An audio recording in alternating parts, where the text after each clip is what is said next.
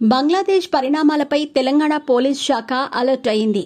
బంగ్లాదేశ్ ఉద్రిక్తత పరిస్థితులపై హైదరాబాద్లో పోలీసులు నిఘా ఏర్పాటు చేశారు.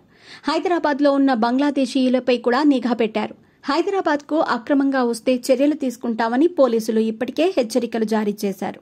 బంగ్లాదేశ్ పరిణామాలపై తెలంగాణ పోలీస్ శాఖ ప్రత్యేకమైన శ్రద్ధ పెట్టింది.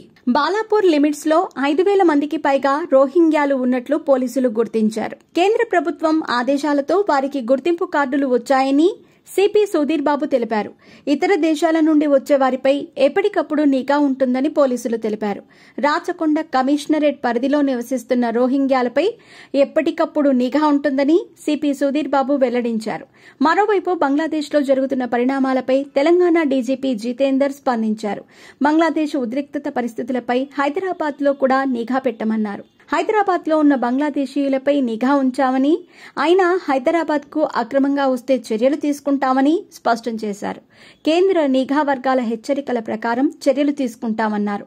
ఎలాంటి పరిణామాలైనా ఎదుర్కొనేందుకు తెలంగాణ పోలీస్ శాఖ సిద్ధంగా ఉందని డీజీపీ జితేందర్ స్పష్టం చేశారు.